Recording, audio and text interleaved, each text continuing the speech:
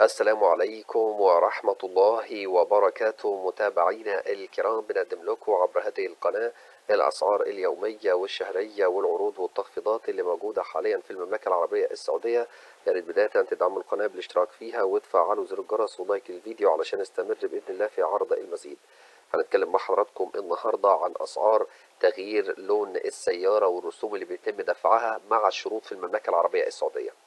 قامت وزارة الداخلية والإدارة العامة للمرور السعودي طبعا في الفترة الأخيرة بتحديد مجموعة من الشروط والمتطلبات اللي تمكن الأشخاص من تغيير لون السيارة في السعودية، واللي يمكن أيضا تلخيصها على النحو التالي.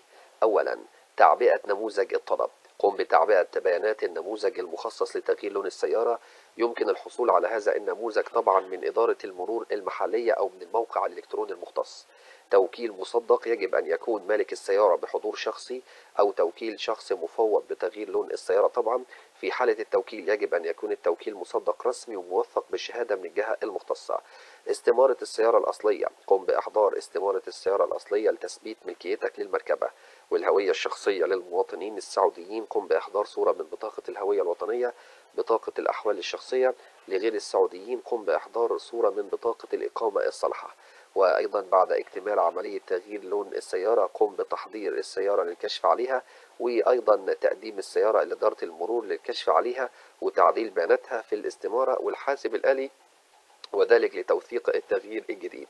ويجب على الأشخاص الالتزام بتلك الخطوات وتنفيذها وفقا للمتطلبات والشروط اللي وضعتها وزارة الداخلية والإدارة العامة للمرور السعودي، ويتم ذلك لضمان توثيق وتسجيل التغييرات بشكل قانوني ومنظم مع الالتزام بقوانين المرور وتنظيم حركة المركبات في المملكة العربية السعودية. وبالنسبة للرسوم اللي بيتم يعني زي ما بيقول دفعها، توفر وزارة الداخلية والإدارة العامة للمرور السعودي خدمة تغيير لون السيارة برسوم رمزية جدا. تبلغ قيمة هذه الرسوم 50 ريال فقط، وتدفع كبدل فاقد للاستمارة. ويتم أيضا تنفيذ عملية الدفع بسهولة تامة عن طريق أحد الصرافات الآلي المتاحة في المملكة.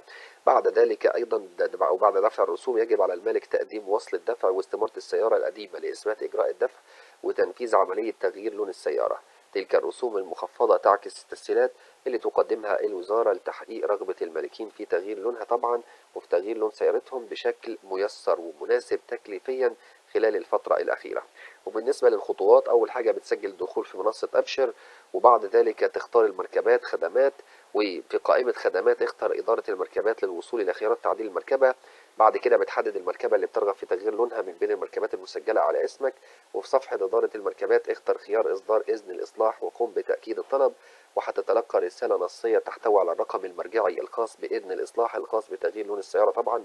بتبحث عن الورشة المعتمدة في تطبيق ارتح وقم بزيارتها، وذلك لتنفيذ وتغيير لون السيارة. وبعد ذلك بتقدم الرقم المرجعي لإذن الإصلاح للورشة المعتمدة واشرح لهم الخدمة المطلوبة وهي تغيير لون السيارة. هي ديت كل التفاصيل اللي معانا حاليا. يا ريت ما تنسوش تدعموا القناة بالاشتراك فيها وتفعلوا زر الجرس. دمتم في رعاية الله وحفظه وأمنه، والسلام عليكم ورحمة الله وبركاته.